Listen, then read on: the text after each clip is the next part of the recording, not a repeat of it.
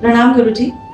गुरुजी, मेरा ये जो हमारा कश्मीर में अभी हादसा हुआ है हिंदुओं को लेके, इसके बाद मेरे मन में ये विचार आ रहा था कि भाई हम कहते हैं कि हमारी इस पूरी सृष्टि का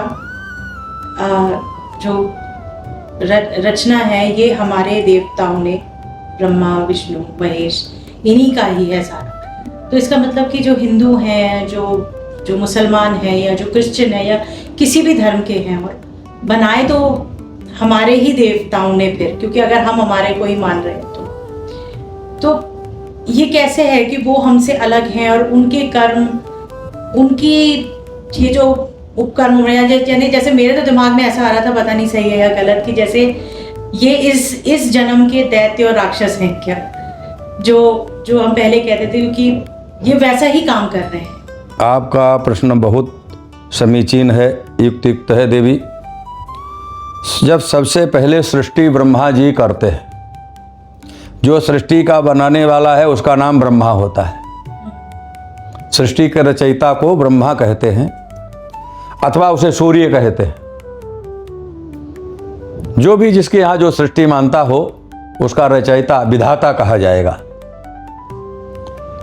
सबसे पहले सृष्टि में दो उत्पन्न होते हैं और उनमें सबसे पहले भाई का नाम होता है दैत्य। पहले होते हैं दैत्य, असुर, इनका नाम है असुर।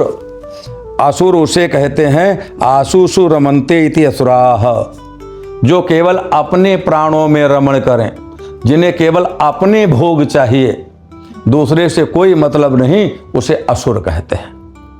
वो देहात में कहावत है, मेरा पेट हाउ मैं न जानू काऊ। ये मतलब है असुर का। हाँ, मेरा पेट भरना चाहिए, सारे भोग संसार के मेरे पास आना चाहिए और किसी के पास नहीं। ये असुर की परिभाषा है। और दूसरे हैं देवता, देव, जो प्रकाशमान होते हैं, जो विश्व के कल्याण की भावना करते हैं। दो होते हैं। तो ब्रह्मा जी या विधाता पहले जो सृष्टि बनाते हैं उनमें असुर पहले पैदा होते हैं। जैसे समुद्र का मंथन करते हैं तो पहले विष निकला करता है, अमृतवाद में निकलता है। तो सबसे पहले असुर उत्पन्न हुए। जैसे सृष्टि में मधुकैटभ उत्पन्न हुए, ब्रह्मा के बाद में मधुकैटभ उत्पन्न हो गए। तो असुर उत्पन्न होते हैं, वो अपनी आसुरी वृत्तियों को, अपनी वृत्तियों के द्वारा संसार में विप्लव पैदा करते हैं। तब दूसरे नंबर पे देवता आते हैं और वो देवताओं को सदैव सताते हैं। असुरों का काम है देवताओं को सताना। जैसे कश्मीर में अभी हिंदुओं का नाम ले के मारा गया, हिंदू हो तो मारा गया, हिंदू हो तो मारा। देवता हो इसलिए मारे जा रहे हो, देवता हो इसलिए मारे जा रहे हो। देवताओं का काम है, पहले भी यही होता रहा। देवता जहां भाग भाग जाते थे, आज भी पूरे अफगानिस्तान से चले आए, बर्मा से चले आए, रंगून से चले आए, सब जगह से आए, थोड़ी जगह में रह गए।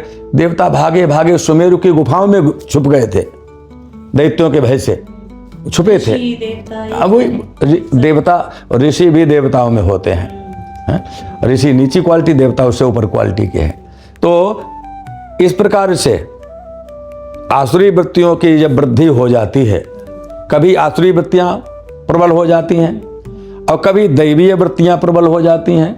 जब दैवीय वृत्तियां प्रबल हो जाती, अभी कुछ दिन से पहले आपने देखा दैवीय वृत्तियां प्रबल हो गई, मंदिरों में बहुत बड़ी भीड़ लगने लगी, तीर्थों में बहुत बड़ी भीड़ लगने लगी।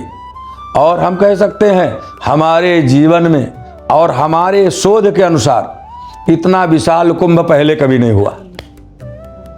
मैंने देखा कुंभ के अधिकतर लोग आते थे 3 करोड़ पूरे कुंभ में, अब की 67 करोड़ सरकार कह रही है, तो 60 तो होंगे। तो इस प्रकार से अभी दैवीय वृत्तियां बढ़ी हुई थीं, ये आसुरी वृत्तियां आ गईं। और आसुरी वो हमारी जैसे होते हैं, अलग से नहीं होते, हमारे जैसे ही होते हैं। जैसे देवता वैसे असुर एक ही पिता की संतान है, एक ही पिता की संतान है मूल में। तो वो लोग यहाँ पर गद्दारी करने लगते, मक्कारी करने लगते। हमारे लोग इस समय गद्दारी करते हैं, हमारे देश में ही बहुत गद्दार हैं। उस समय भी एक दूसरे में गद्दार मिले हुए थे। देवताओं में, दैत्यों में भी बड़े लोग अच्छे अच्छे थे, धार्मिक थे, और देवताओं में दूसरे प्रकार के लोग थे, दोनों प्रकार के थे। तो जब आसुरी वृत्तियां बढ़ जाती हैं तो दैवीय वृत्तियों का अभिभव हो जाता है, वो पराजित हो जाती हैं, पीड़ित हो जाती हैं, दुखी होती हैं।